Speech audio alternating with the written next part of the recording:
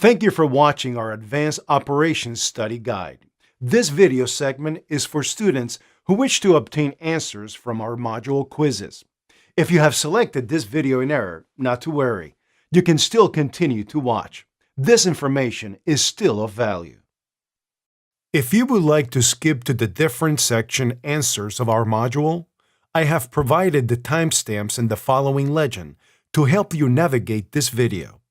This is a reminder that we strongly suggest all students to sit through our ground school prior to sitting through Transport Canada's advanced exam.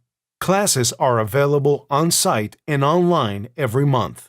Be sure to book in advance as spaces are limited. Bookings can be taken at www.sugudrones.com. Nevertheless, here we begin. Here are the answers for air law. First question. To operate within a control zone, a safety-assured drone is required. Second question. To operate BVLOS, an SFOC is required. Third question.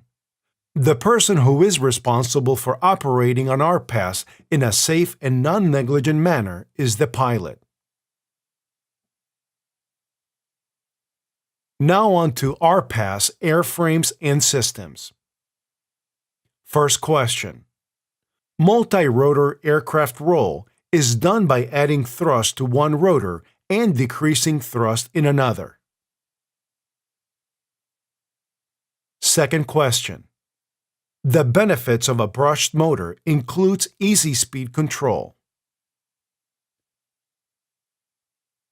We are now at human factors. The rule is 12 hours bottle to throttle.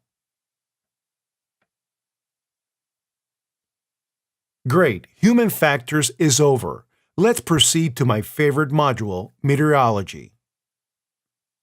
First question.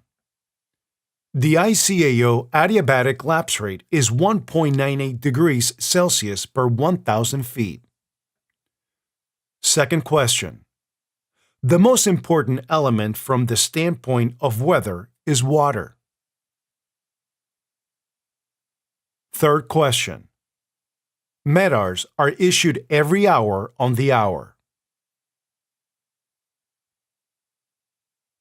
Now on to navigation. First question. The time between the beginning of morning civil twilight and the end of evening civil twilight. Second question.